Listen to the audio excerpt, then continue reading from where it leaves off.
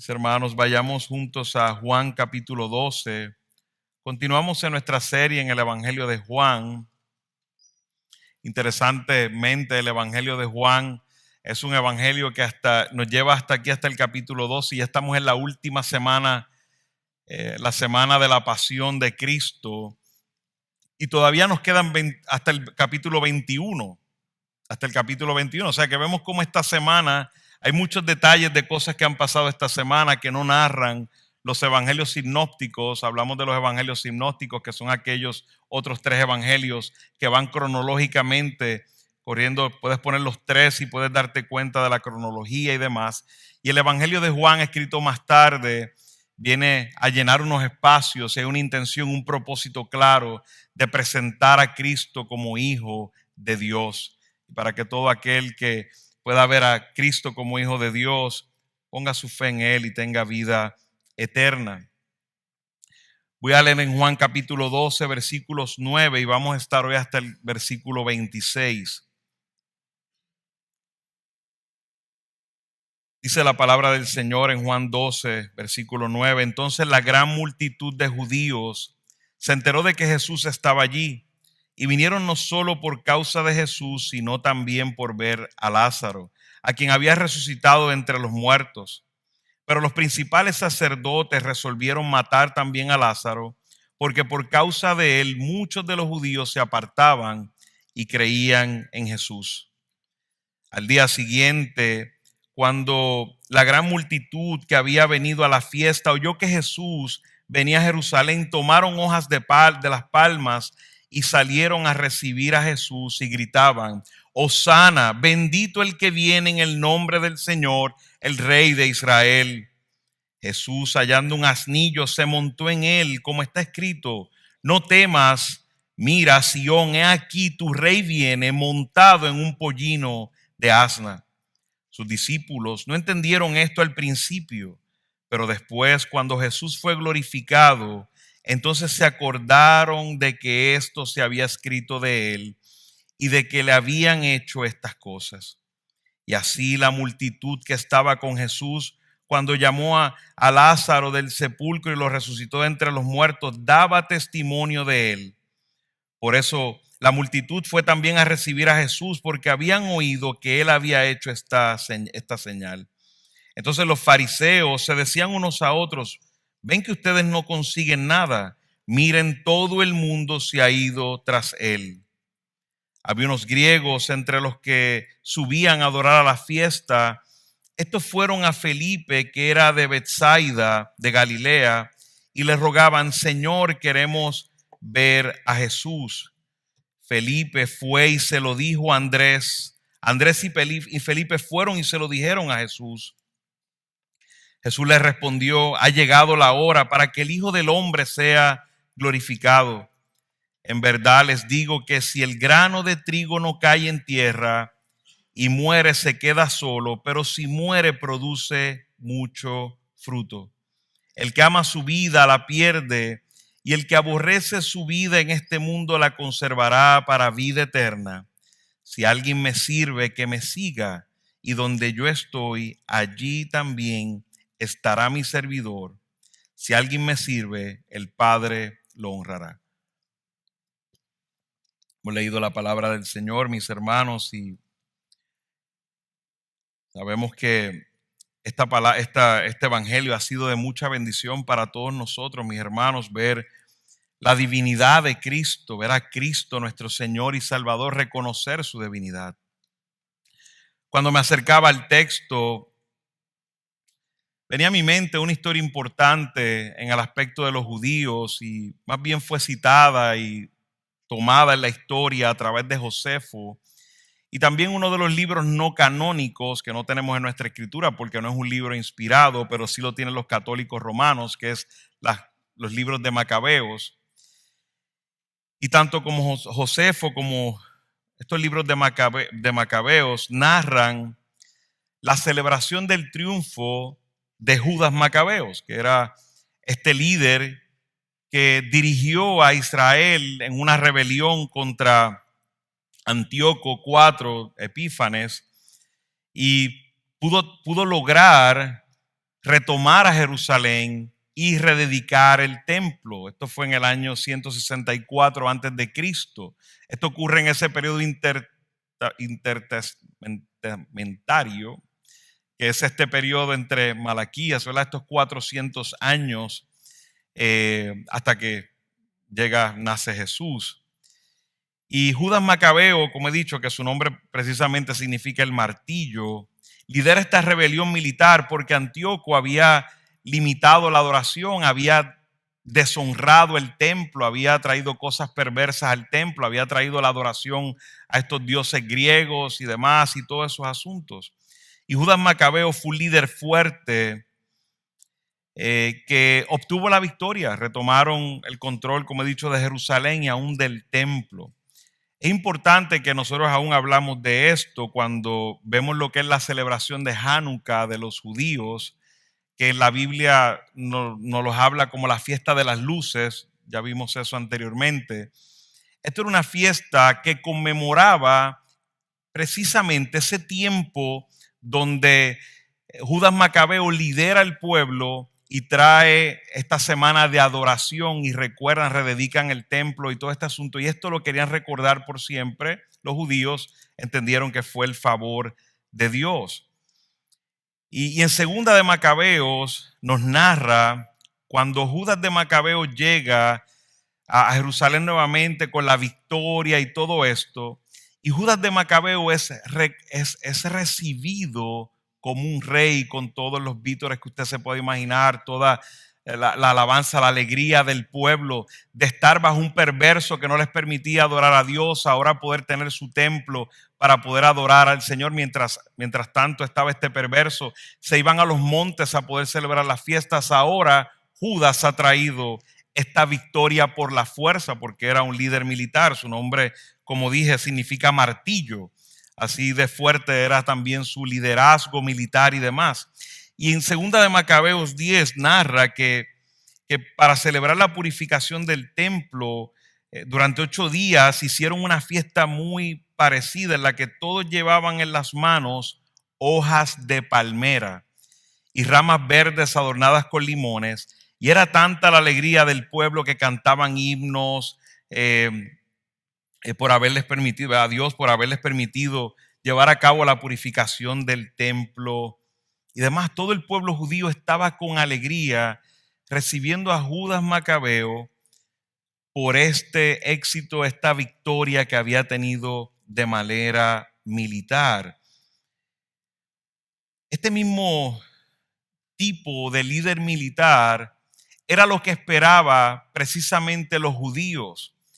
Cuando nosotros leemos el texto y vemos esta famosa porción de la entrada triunfal, nos damos cuenta que el pueblo realmente estaba esperando un líder como este Judas Macabeo, que era un líder que traería paz y bienestar de manera material al pueblo. Y esto lo hemos visto a través del Evangelio de Juan. Ellos querían un líder que le trajera libertad del gobierno romano. Eso era lo que deseaban. Por un momento pensemos como un judío en ese momento, oprimido por los romanos.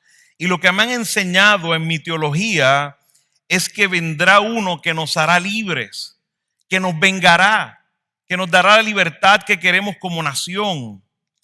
Y ahora me entero que hay un judío que hace milagros, que ha multiplicado el pan, que ha alimentado a miles, que ha hecho miles de milagros, que recientemente, hace unos días, ha resucitado un muerto, Lázaro.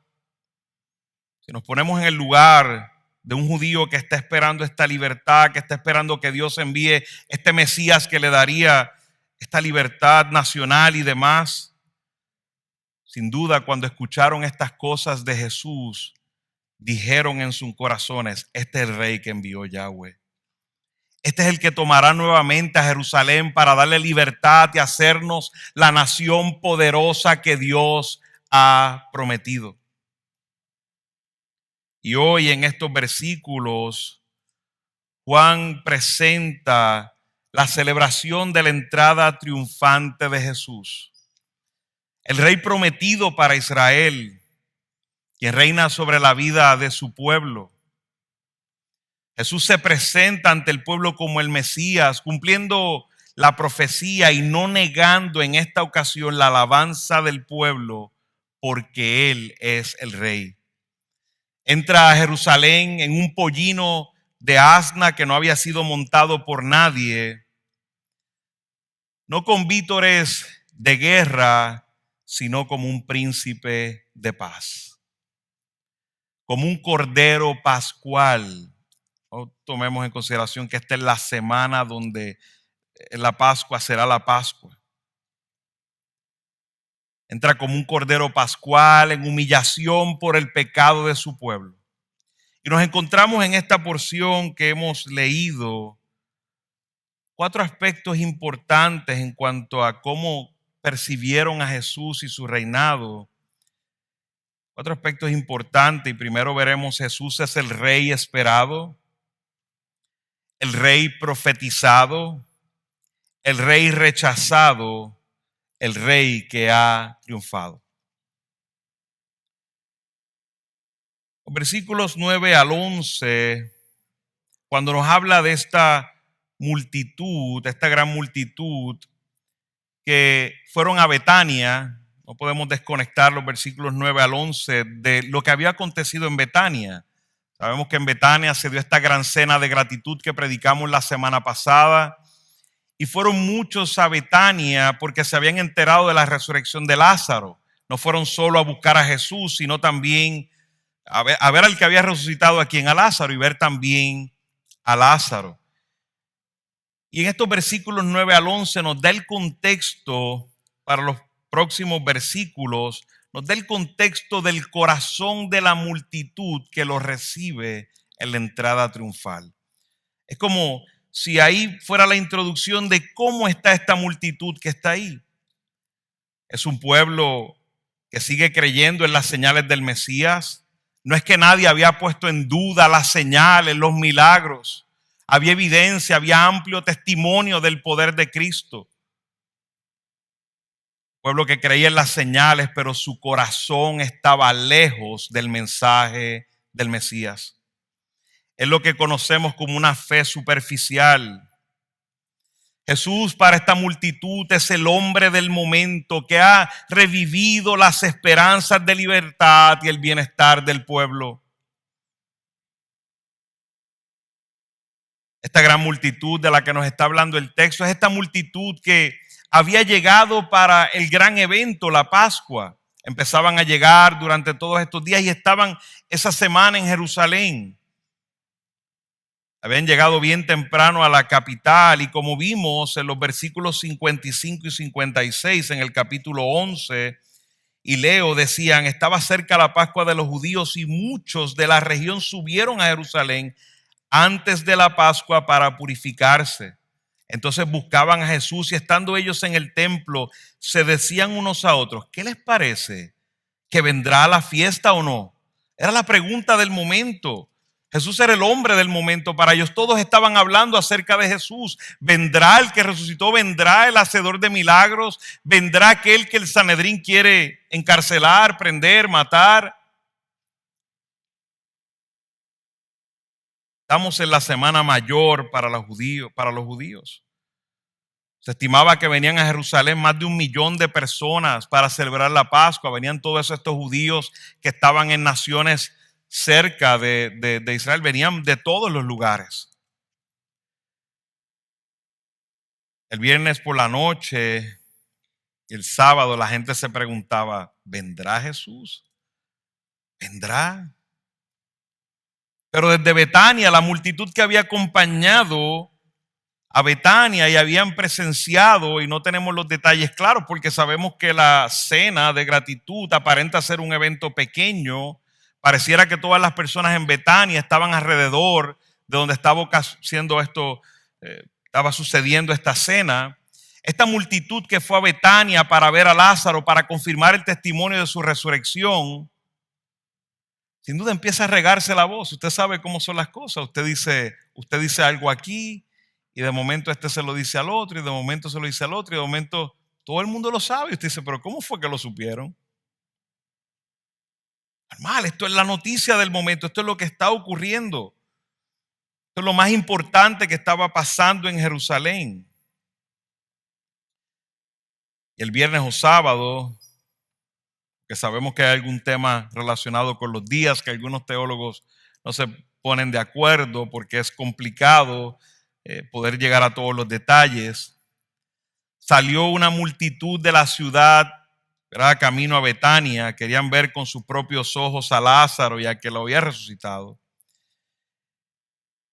Y esta multitud que se menciona aquí no son los judíos, los líderes religiosos, no son los que quieren matar a Jesús, sino la gente común que está buscando emociones, saber la última noticia. Pero ahora bien, en el versículo 10, sí nos habla también de los principales sacerdotes, nos habla del Sanedrín, que es este grupo que dirige al pueblo judío, los líderes judíos. Y en el versículo 10 nos confirma y nos dice: resolvieron matar también a Lázaro.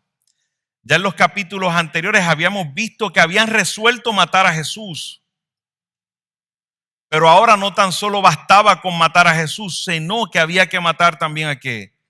A Lázaro, porque Lázaro es la evidencia del poder de ¿quién? De Jesús.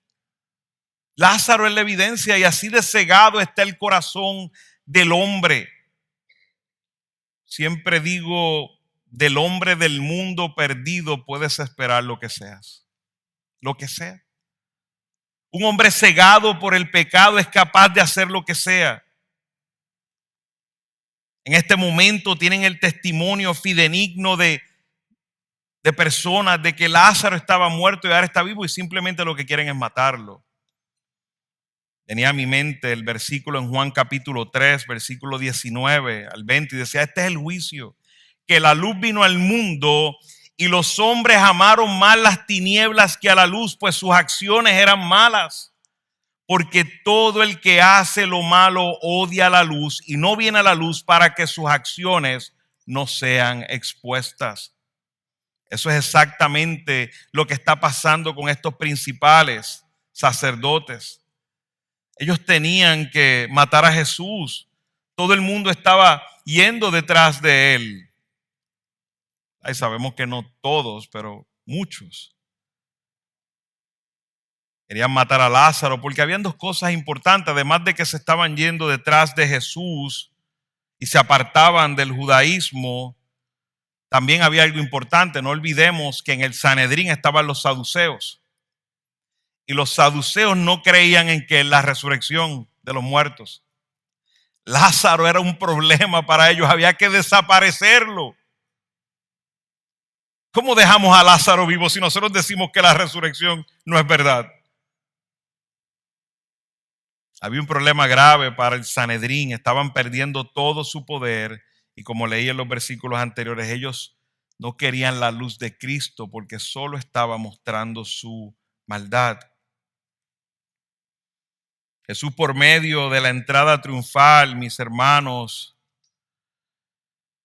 muestra definitivamente que Él es el que entregaría la vida y no sería su vida quitada. Él sería entregando su vida. Esta es la entrada triunfal, pero en realidad cuando lo miramos y vamos a explicar los detalles, es la entrada del Cordero Pascual.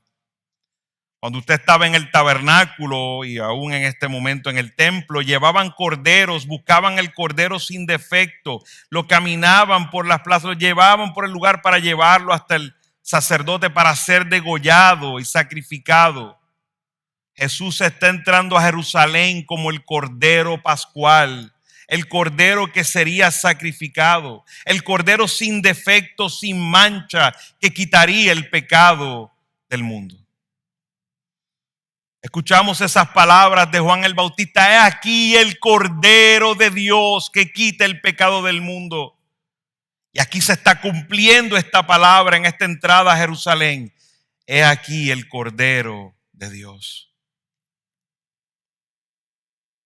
No olvidemos que estamos en la agenda de Dios y no la del hombre. Estos judíos claramente querían matar a Jesús antes y lo hemos visto a través de los versículos.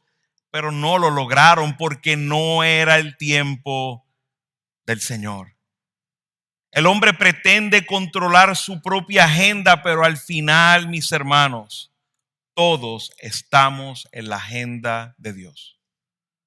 Las cosas no van a pasar cuando nosotros queremos, van a pasar cuando Dios quiere. Y aquí estamos mirando claramente que quien tiene el control es Dios. Si fuera por el Sanedrín, ya lo hubiesen matado, pero no podían poner una mano sobre él. Cada vez que tomaban piedras para matarlo, ¿qué pasaba? Se deshacía la oportunidad, porque Dios está en control.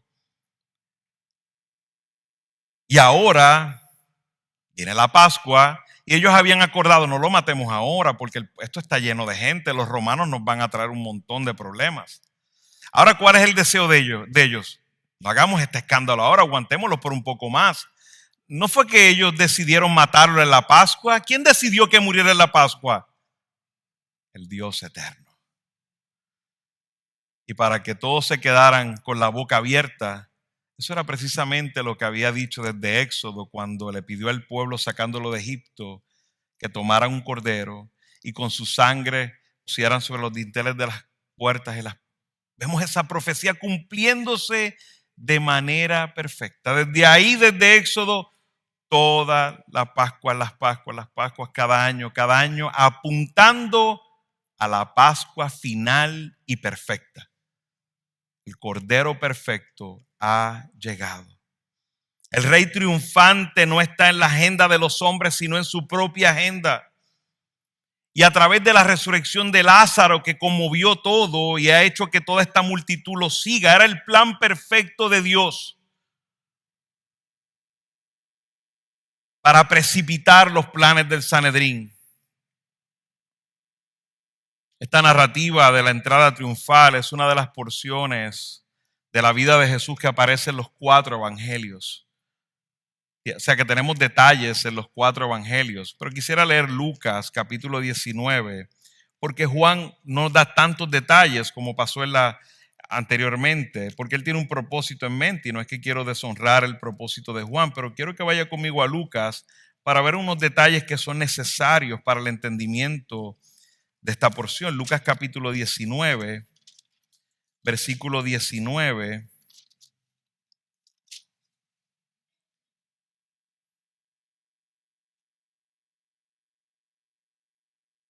Dice el versículo 19 de Lucas 19, dijo también a Lucas 19, perdónenme mis hermanos, es 29, perdón, no 10, Lucas 19, 29, perdónenme. Lucas 19, 29, cuando se acercó a Betfagé y a Betania, cerca del monte que se llama Los Olivos, envió a 2 de los discípulos, diciéndoles, vayan a la aldea que está enfrente, en la cual al entrar encontrarán un pollino atado sobre el cual nunca se ha montado nadie. Desátenlo y tráiganlo.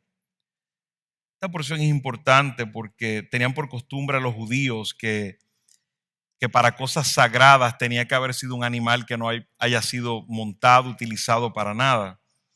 Un pollino en el cual no se habría montado nadie. Y si alguien les pregunta por qué lo desatan, de esta manera hablarán porque el Señor lo necesita. Es interesante. Ellos van, buscan este pollino y simplemente contestan, dile que el Señor lo necesita y ya.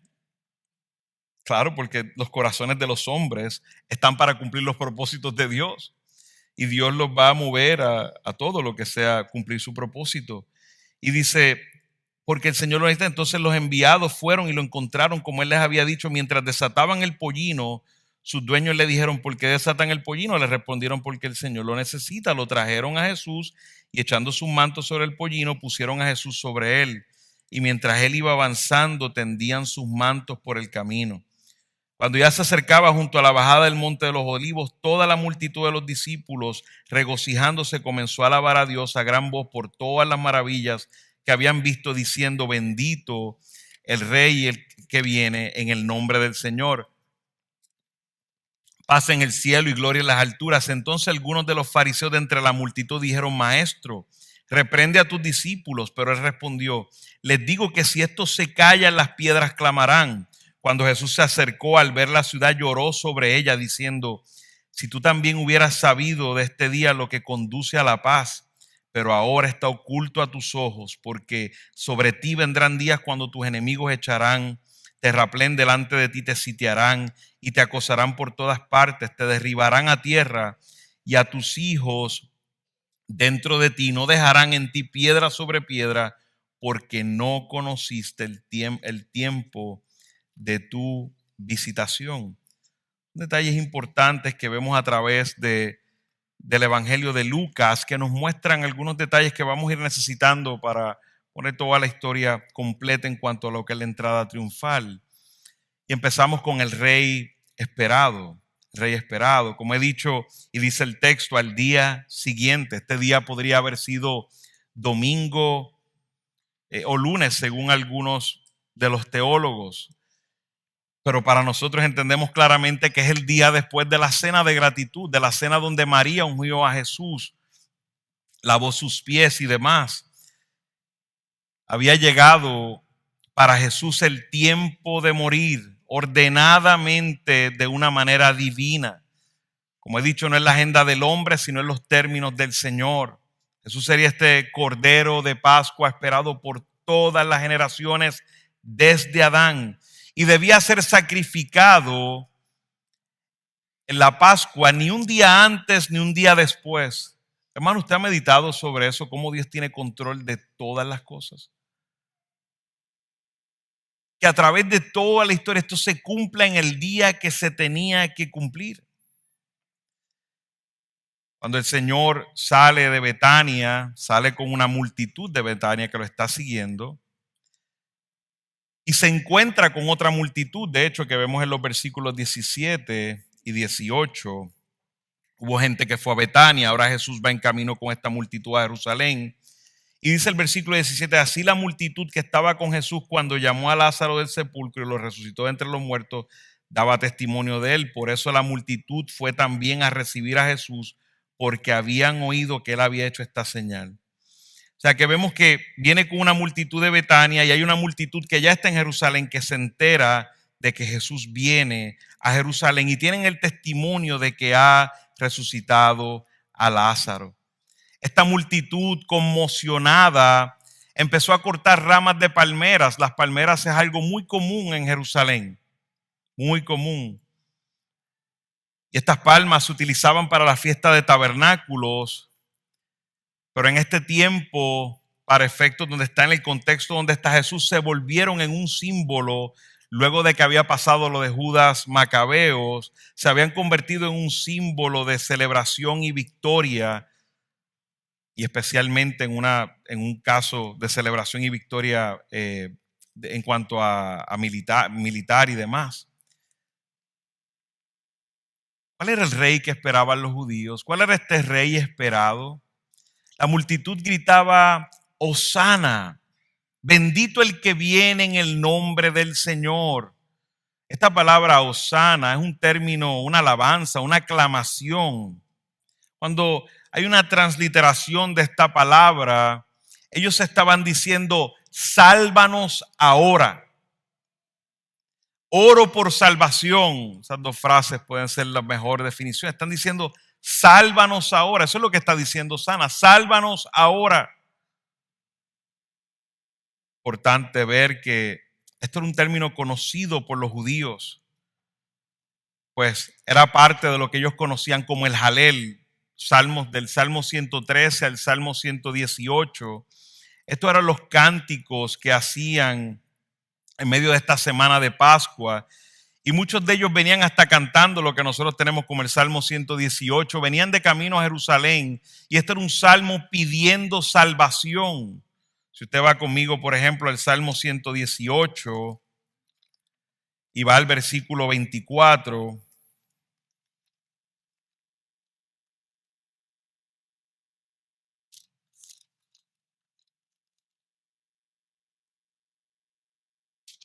Esta palabra Hosana lo que trae a su corazón y su mente es precisamente ese Salvador.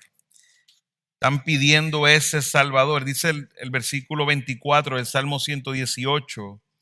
Este es el día que el Señor ha hecho. regocijémonos y alegrémonos en él. Te rogamos, oh Señor, sálvanos ahora. Te rogamos, oh Señor, prospéranos ahora.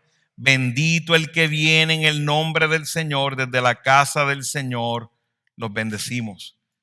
Es precisamente lo que está pidiendo este pueblo cuando está haciendo este ruego a Jesús. Sálvanos ahora.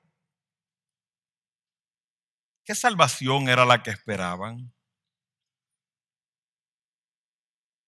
¿Qué salvación era la que esperaban? Bueno, sabemos y hemos dicho que la salvación que esperaban no era la salvación que Jesús iba a dar en ese momento. La salvación que esperaban era una salvación de las naciones que lo oprimían, una salvación en cuanto a su condición económica, su condición de pobreza. Esa era la salvación que estaban pidiendo. Fíjense que en el pasado vimos en Juan capítulo 6 que la multitud quería tomar a Jesús por la fuerza. Vemos el versículo 15 del capítulo 6, bueno, el 14 dice, decían ellos que la gente entonces al ver la señal que Jesús había hecho verdaderamente dijeron, este es el profeta que había de venir al mundo.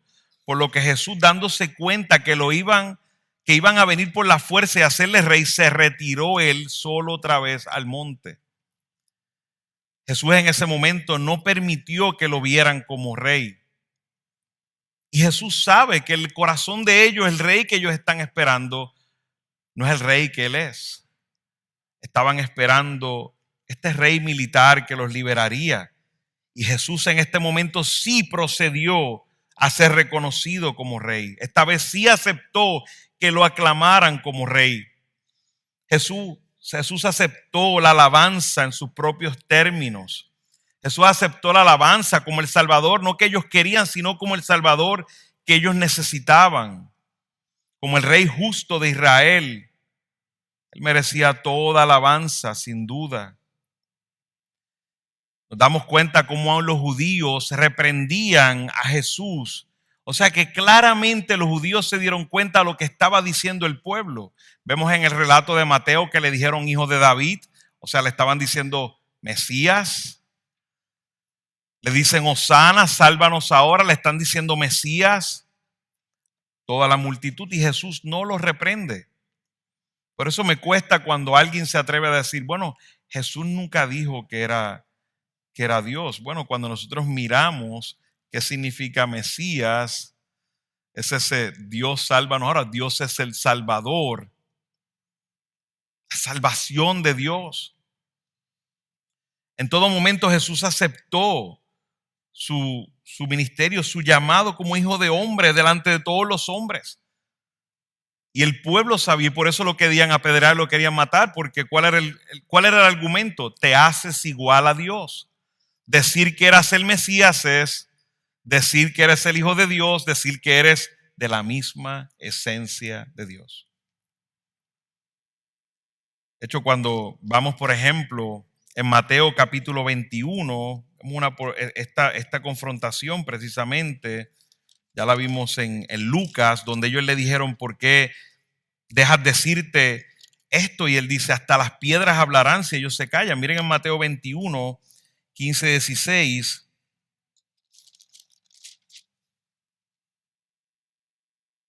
Pero cuando los principales sacerdotes y los escribas vieron las maravillas que había hecho y a los muchachos que gritaban en el templo y decían, Hosana al hijo de David, se indignaron y le dijeron, oye lo que estos te dicen. Y Jesús les respondió, sí, nunca han leído, de la boca de los pequeños y de los niños de pecho te has preparado alabanza, y dejándolos salió afuera de la ciudad a Betania y se hospedó allí. Jesús no rechazó la alabanza, Jesús no rechazó el título mesiánico, al contrario, Jesús confirmó que era el Mesías. Aún, como dije en Lucas, dijo, aún las piedras hablarán si es necesario. Jesús los reprendió dejándoles saber a ellos, son ustedes los que tienen que realmente alabar, ustedes deben alabar también, el rey ha llegado sin duda.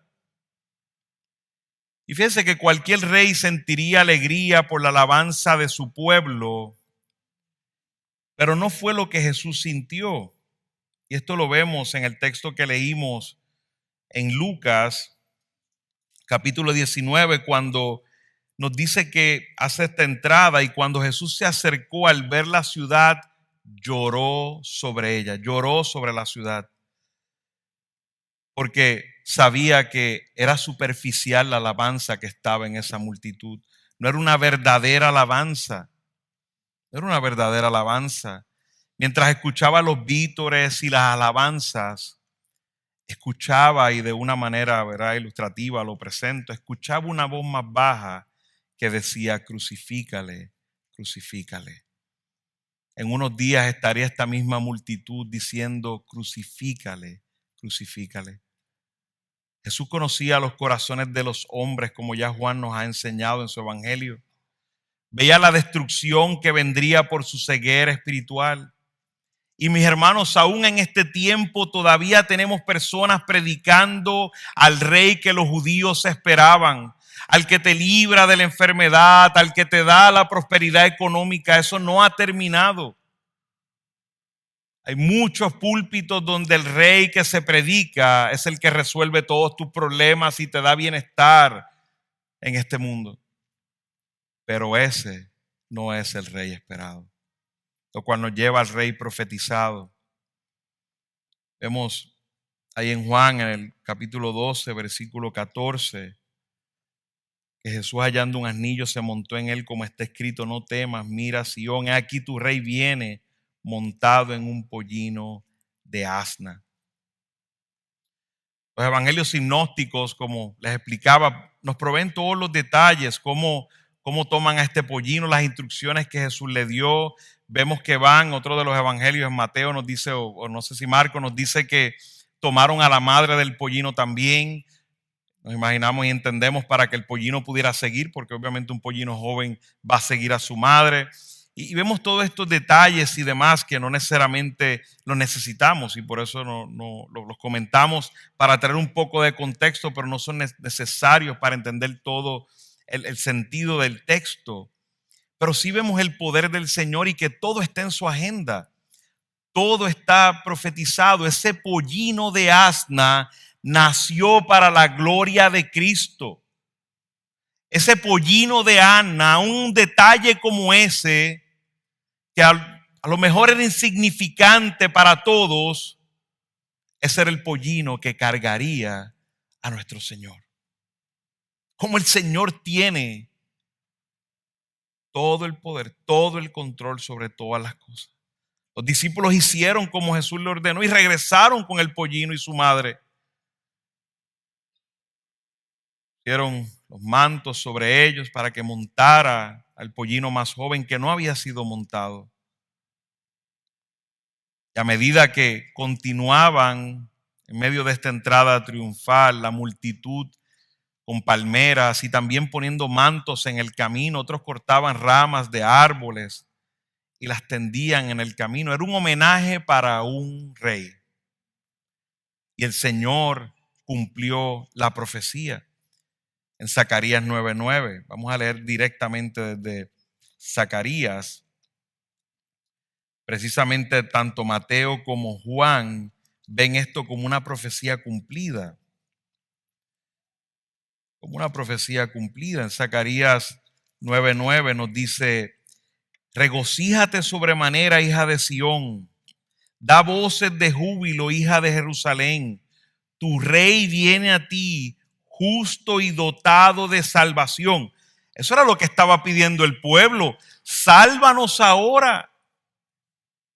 Y Dios está contestando esa petición. Justo y dotado de salvación, humilde, montado en un asno, en un pollino de asna. Hermanos queridos, cuando vemos el cumplimiento de la profecía del Señor, no es un cumplimiento general, no es un cumplimiento de, como algunos dicen, por ejemplo, de Nostradamus, otra gente que dicen, países estarán en guerra. Y claro, países siempre estarán en guerra, pues claro que cualquiera puede hacer una profecía así. Pero no, hermano, aquí estamos viendo cómo Dios con detalle profetiza el asunto. ¿Cómo nos podrías imaginar que miles de años más tarde el Mesías vendría en un pollino de asna? Dios cumple todas las profecías en detalle. Si viéramos las profecías del Antiguo Testamento cumplidas en Cristo, nos quedamos asombrados del poder de Dios. Y esta señal de humillación no fue entendida por el pueblo. Querían seguirlo aclamando como este rey conquistador, este rey que traería su bienestar, pero no se dieron cuenta que esta profecía se estaba cumpliendo. Pero en esta nota que nos deja también Juan, nos damos cuenta que ni aún los discípulos se dieron cuenta. En ese momento ellos no entendieron el significado de la entrada triunfal. No pudieron entender que Jesús venía en su primera venida con toda humildad a resolver el primer problema y el más grave, el pecado. Una salvación espiritual. Pero no fue hasta que el Espíritu Santo vino, después de que Jesús fue glorificado, que los discípulos se acordaron de estas palabras, que el Espíritu Santo, como fue una promesa del Señor, en Juan 14:26, más el Consolador, el Espíritu Santo, a quien el Padre enviará en mi nombre, Él os enseñará todas las cosas y os recordará todo lo que yo os he dicho. El Espíritu los guió a los discípulos para entender que esta profecía se estaba cumpliendo. Y no fue tan solo Juan, sino también Mateo cita esta profecía cumplida en esta entrada triunfal. Jesús, mis hermanos, es el Rey profetizado. En vez de derrotar a sus enemigos por la fuerza, los conquistó con su muerte. En Hebreos 2:14 dice: así por cuanto los hijos participan de carne y sangre, también Jesús participó de lo mismo, para anular mediante la muerte el poder de aquel que tenía el poder de la muerte, es decir, el diablo. Jesús entró a Jerusalén para no salir. Entró como el Cordero Pascual. En esos días en Jerusalén se sacrificaban sobre 250,000 corderos para ser sacrificados. Pero este sería el Cordero perfecto y final. Tanta sangre, como dice el libro de Hebreos, que no podía quitar el pecado del mundo. Pero la sangre del Cordero inmolado, el Cordero perfecto. El Mesías vendría en el tiempo perfecto para ser sacrificado y quitar la iniquidad de su pueblo. Pero también se cumple la profecía en Daniel. Cuando nosotros miramos en Daniel capítulo 9, versículo 24, nos dice en Daniel: 70 semanas han sido decretadas sobre tu pueblo y sobre tu santa ciudad, para poner fin a la transgresión, para terminar con el pecado, para expiar la iniquidad, para traer justicia eterna, para sellar la visión y la profecía y para ungir el lugar santísimo. Este era precisamente lo que vendría a ser Jesús en su primera venida. Está descrito ahí en detalle. Has de saber y entender que desde la salida de la orden para restaurar y reconstruir a Jerusalén hasta el Mesías príncipe, habrá 7 semanas y 72 semanas.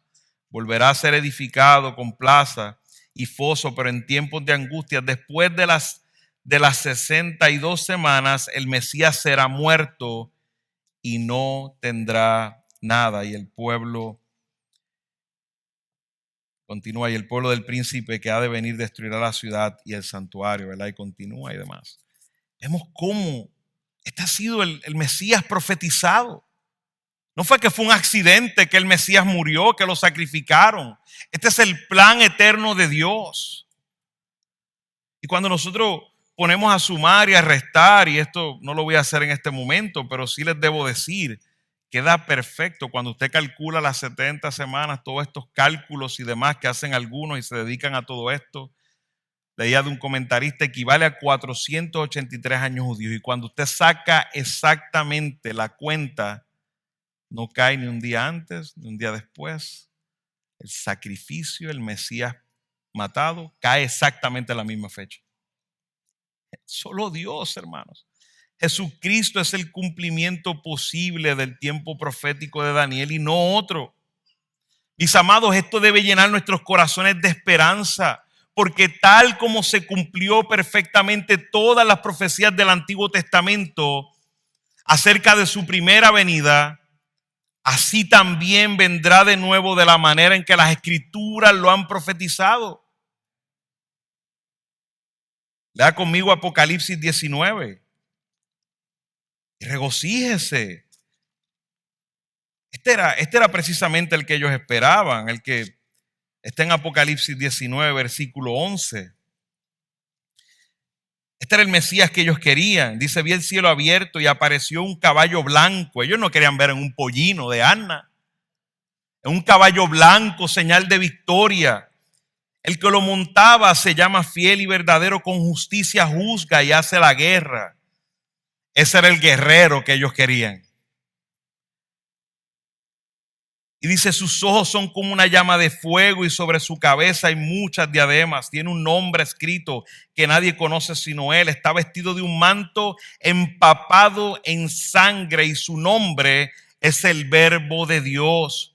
Los ejércitos que estaban en los cielos vestidos de lino fino, blanco y limpio, los seguían sobre caballos blancos. De su boca sale una espada afilada para herir con ella las naciones y las regirá con vara de hierro. El mismo pisa el lagar del vino del furor de la ira de Dios Todopoderoso. En su manto y en su muslo tienen un nombre escrito: Rey de Reyes y Señor de Señores.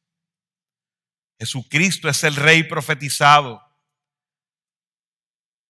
pero en su primera venida venía a librarnos del pecado.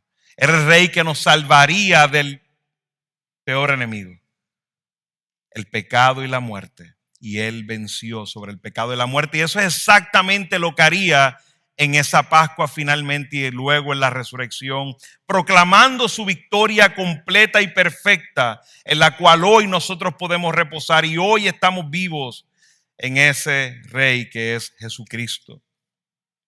Pero también Jesús es el Rey rechazado. Los fariseos miraban la escena con mucha frustración. Solo pensaban que Jesús podía crear una rebelión contra Roma y todo se perdería, su riqueza, su posición. Empezaron a pelear entre ellos, vemos en el versículo 19, y se juzgaban. Entonces los fariseos se decían unos a otros, ven que ustedes no consiguen nada. Eso pasa cuando hay un equipo perdiendo, empiezan a pelear, esa es la primera señal de que van a perder.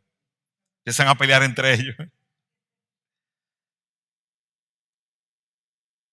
Y a pesar de sus mejores esfuerzos para silenciar a Jesús, no pudieron. Los planes de Dios nunca podrán ser frustrados.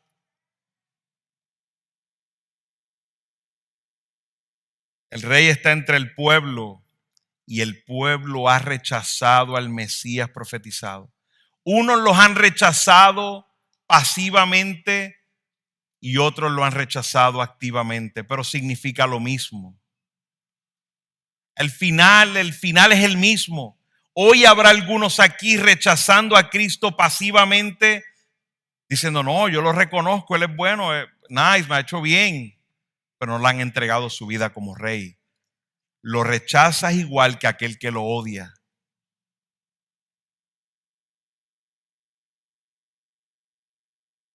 Algunos han decidido recibir al Mesías que ellos tienen en sus mentes y en sus ideas, ignorando que necesitaban primero la salvación de sus almas. Si Jesús hubiese llegado como el Rey que ellos quisieran, la sangre de la cual nos narra Apocalipsis hubiesen sido la sangre de todos ellos. Ninguno podía contenerse delante de ese Rey, como ninguno de nosotros. Nosotros necesitábamos el Rey en un pollino de asna, que viniera humilde a tomar nuestro lugar como cordero y pagar el precio de nuestro pecado. Si no, ninguno hubiésemos soportado al Rey en un caballo blanco. Nuestra sangre hubiese estado en sus vestiduras. Juan había instruido a esta nación para que se arrepintieran, preparando el camino para el Mesías. Las señales que Jesús habían hecho múltiples, muchas señales, cientos, a lo mejor miles de señales, que confirmó su ministerio como Salvador, pero no escucharon. Simplemente rechazaron al Mesías profetizado. Isaías 53 lo narra de una manera clara. Dice: ¿quién ha creído nuestro mensaje? ¿A quién se ha revelado el brazo del Señor? Creció delante de él como renuevo tierno, como raíz de tierra seca. No tiene aspecto hermoso ni majestad para que lo miremos, ni apariencia para que lo deseemos. Fue despreciado y desechado de los hombres, varón de dolores y experimentado en aflicción, y como uno de quien los hombres esconden el rostro, fue despreciado y no lo estimamos. Esta nación rechazó al ungido, al Mesías, al prometido. Pero aún el mismo Juan más adelante nos revela sobre esto. Dicen en el capítulo 12 de Juan, versículo 37, pero aunque habían hecho tantas señales delante de ellos, no creían en él, para que se cumpliera la palabra del profeta Isaías: Señor, ¿quién ha creído tu anuncio? Como he leído, ¿y a quién se ha revelado el brazo del Señor? Por esto no podían creer, porque Isaías dijo también: Él ha cegado sus ojos y endurecido su corazón, para que no vean con los ojos y entiendan con el corazón y se conviertan y yo los sanes. Aún sabemos que Dios es soberano en la salvación, y Dios había permitido esta ceguera al liderazgo judío. El rey fue rechazado, pero no olvidemos, como dice el apóstol Pedro, y en Primera de Pedro, capítulo 2, versículo 6, el apóstol Pedro escribe citando la Escritura del Antiguo Testamento, dice: pues si esto se encuentra en la Escritura, yo pongo en Sión una piedra escogida, una piedra preciosa, piedra angular, y el que crea en él no será avergonzado.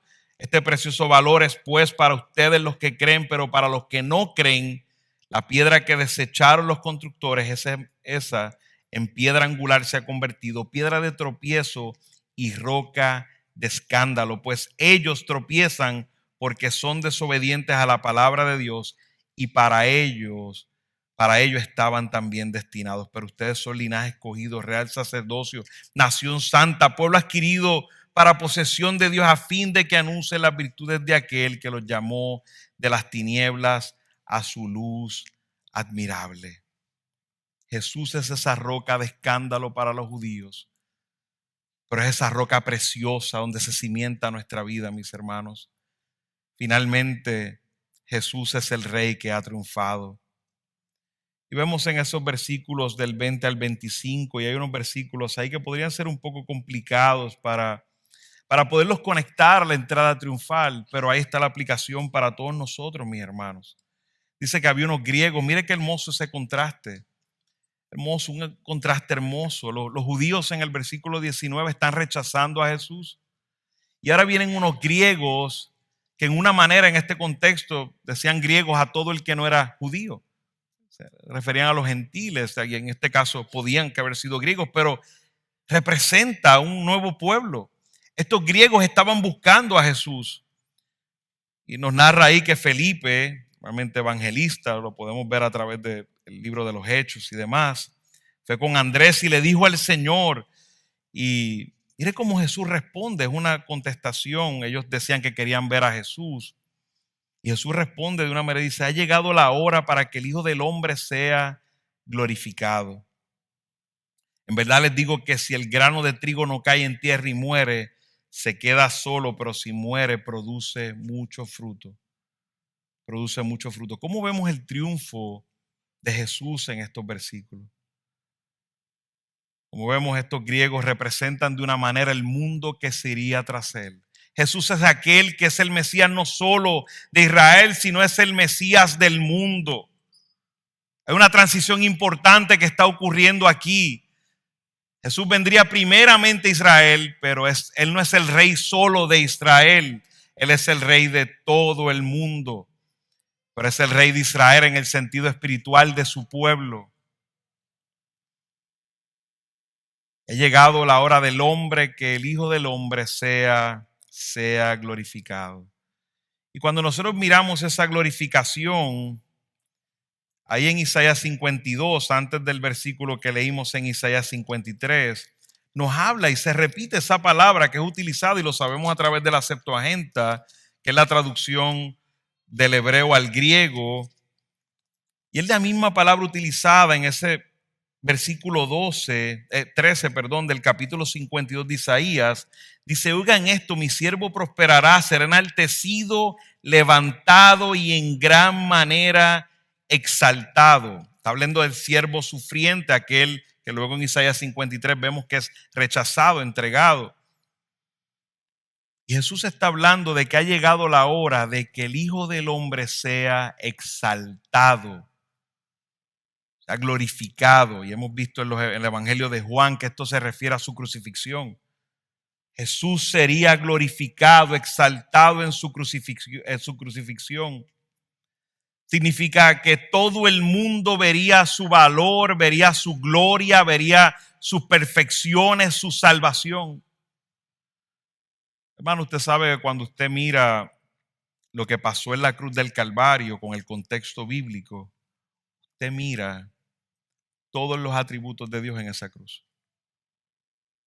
Usted mira su justicia, mira su misericordia, mira su amor, mira su gracia, mira que es la verdad, y podemos continuar. Y vemos cómo todo, no es que los atributos de Dios esté en partes, no sé qué, la justicia de Dios es amorosa. Vemos cómo todos los atributos son integrados en Dios, y vemos cómo esa cruz, que parece despreciable ante nosotros los humanos, Dios muestra sus perfecciones. En esa cruz el Hijo del Hombre sería glorificado, fue glorificado. Por eso ha triunfado. Él ha triunfado porque ha evidenciado sus credenciales mesiánicas. Libró a los cautivos del pecado y de la muerte. Estamos al final de su ministerio.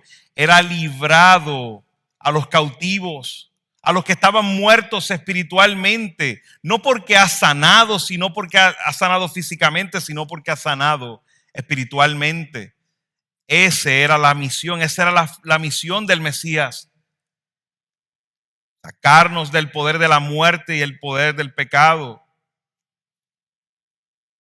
Jesús ha triunfado, el Rey ha triunfado sin duda. Cuando seguimos leyendo en la profecía en Zacarías, porque a veces leemos solo Zacarías 9:9 para ver la profecía, pero como cuando continuamos leyendo en Zacarías nos damos cuenta que es una profecía que nos deja con claridad de lo que está sucediendo. Dice el versículo 10: destruiré el carro de Efraín y el caballo de Jerusalén, y el arco de guerra será destruido. Él hablará paz a las naciones, y su dominio será de mar a mar. Este es el que entró en un pollino, y dice: desde el río hasta los confines de la tierra. En cuanto a ti, por la sangre de mi pacto contigo, he librado a tus cautivos de la cisterna en la que no hay agua. Jesús está cumpliendo el pacto con su sangre, librando a los cautivos, librando a los cautivos. Eso es lo que está diciendo el profeta Zacarías. Ese rey vendría como esa fuente de agua, como esa salvación por aquellos cautivos que son cautivos de qué, del pecado y de la muerte. Esa es la primera venida de nuestro Mesías. Cuando Jesús dice un grano y nos hace, ¿verdad? En verdad le digo, si el grano de trigo no cae en tierra y muere, se queda solo. Solo lo que tenemos que pensar es en una semilla. ¿Cómo una semilla brota fruto? Tienes que enterrarla en la tierra, si no, no brota fruto. ¿Y de qué nos está hablando Jesús? De su muerte. Nos está hablando de su muerte. Su muerte traería ¿qué? Fruto, mucho fruto. La semilla da fruto si cae en la tierra, tiene que ser enterrado. Hablando de su sepultura, cuando se rompe la cáscara de la semilla, entonces brota. Pero esto no es tan solo para Jesús, sino también para nosotros. Si fija sus ojos en el versículo 25. El que ama su vida la pierde, y el que aborrece su vida en este mundo la conservará para vida eterna. El que ama su vida la pierde, y el que aborrece su vida en este mundo la conservará para vida eterna. Esto es un principio para todos, mis hermanos. Cristo no será glorificado hasta que muera. Ese es el principio que todos tenemos. Todos nosotros debemos morir a nosotros mismos. Todos nosotros debemos negarnos a nosotros mismos, tomar nuestra cruz y seguirlo. Porque si quieres seguirlo, si quieres servirle, debes seguirlo. Porque lo están llamando su rey. Jesús le está diciendo, yo soy su rey. Sígueme. Vemos en el texto, si alguien me sirve, que me siga, y donde yo estoy, allí también estará que mi servidor. Hermano, es un llamado para todos nosotros, para aquellos que realmente lo hemos recibido como rey. La evidencia de que hemos recibido a Cristo como rey es que hemos muerto a nosotros, nos hemos negado a nosotros mismos, y ahora nuestra vida le pertenece a nuestro rey. Ahora nuestra vida le pertenece a nuestro rey. Amigo que me escucha, recibe a Cristo hoy como el rey de tu vida. Ya Jesús ha venido como rey. Él es el rey de su pueblo. A pesar de que no lo estás viendo, Él está sentado en su trono de gloria. La escritura que no falla dice que Él está sentado en su trono a la diestra del Padre, porque Él es rey. Ahora no lo ves con tus ojos, pero un día lo verás. Él vendrá con toda gloria, y como se cumplió la profecía, perfectamente se cumplirán todas las profecías que hay acerca de Él, de que Él viene con toda gloria, pero también ejecutar su ira y su venganza. Que Jesús haga una entrada verdaderamente triunfal en tu corazón, en mi oración. Recibe ese Salvador que viene con toda humildad en un pollino de asna, porque no quieres verlo montado en su caballo blanco con la espada en su boca para juzgar. No lo quieres ver como juez. Ven hoy, humíllate.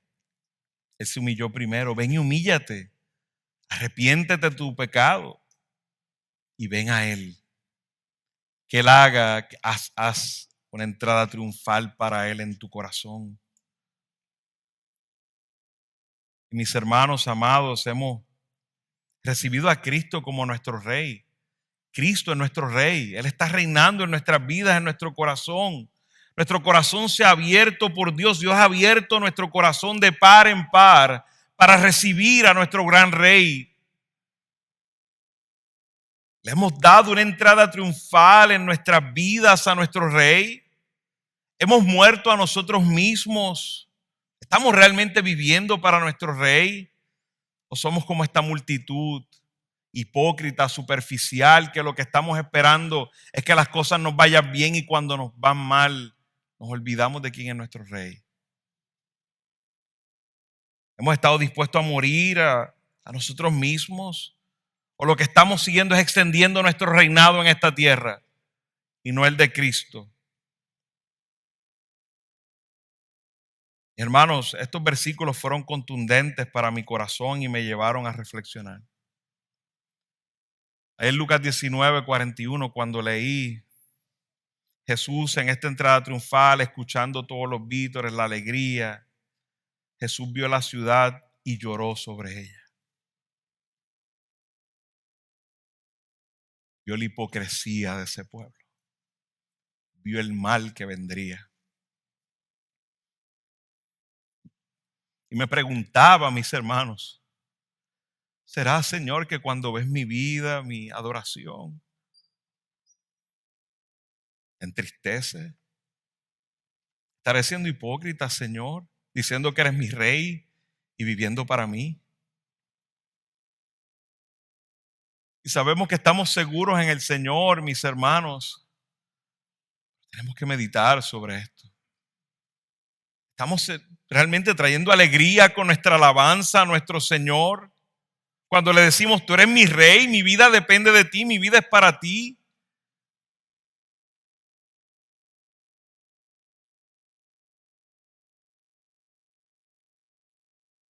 Realmente cuando Jesús ve nuestra vida, nuestra alabanza, nuestra vida como sus siervos, hay gozo en nuestro Rey. Hermanos, lo que nos espera es una entrada triunfal. Nuestro Rey regresará. Nuestro Rey regresará. Nosotros vemos esta entrada triunfal de los judíos recibiendo al Rey, pero hermanos, te digo, regocíjate, Israel. Nuestro Rey ha triunfado y vendrá. Y nosotros tenemos nuestra entrada triunfal. Dice en Apocalipsis 7, versículo 9. Después de esto miré y vi una gran multitud que nadie podía contar, de todas las naciones, tribus, pueblos y lenguas, de pie delante del trono y delante del Cordero, vestidos con vestiduras blancas. ¿Y con qué? Y con palmas en las manos. Clamaban a gran voz: la salvación pertenece a nuestro Dios, que está sentado en el trono, y al Cordero. Todos los ángeles estaban de pie alrededor del trono y alrededor de los ancianos y de los 4 seres vivientes. Estos cayeron sobre sus rostros delante del trono y adoraron a Dios diciendo: amén. La bendición, la gloria, la sabiduría, la acción de gracias, el honor, el poder y la fortaleza sean a nuestro Dios por los siglos de los siglos. Amén. Enseñanza nos dan los ángeles que no tienen pecado, que no han participado de pecado. Y cuando están delante del trono de su Rey, se postran sobre sus rostros. Hermanos, vivamos postrados sobre nuestros rostros, reconociendo a nuestro gran Rey y Señor, aquel que ha triunfado, aquel que ha triunfado. Por eso es que la palabra del Señor, mis hermanos, nos llama más que vencedores. Esto no se trata de que estamos esperando otro triunfo. Ya el triunfo ya ha sido hecho completamente. Solo estamos esperando que nuestro Rey regrese. Pero Él hoy es nuestro Rey. Y muy pronto vendrá. Y debemos decir a nuestros corazones: regocíjate, pueblo de Dios, nuestro Rey ha triunfado. Oremos. Padre Santo, Padre bueno, tu palabra del Señor, tu palabra, Señor, es bálsamo a nuestras vidas, Señor. Gracias porque hoy has permitido que tu palabra sea pregonada, Señor. Hemos podido reconocer a Cristo nuestro Rey. Perdónanos, Señor, cuando hemos sido hipócritas en nuestra aseveración de que eres nuestro Rey, Señor. Perdónanos por la superficialidad de nuestra vida. Perdónanos porque a veces seguimos atados, Señor, a nuestra propia vida y no vivimos contemplando que nuestra vida te pertenece a ti, Señor. Señor, glorifícate en nuestras vidas, Señor, que cuando el mundo nos vea pueda decir quién es nuestro Rey, Señor. Permite que vivamos una vida postrados delante de ti, reconociendo tu gloria, Señor. Reconociendo que por tu sacrificio en esa cruz, por tu resurrección nos hiciste más que vencedores, Señor. A ti sea la gloria por los siglos, Señor. Y tendremos toda la eternidad las marcas de esa cruz en tu cuerpo para recordar tu humillación, Señor. Y que eso sirva para vivir en humillación delante de ti, Señor.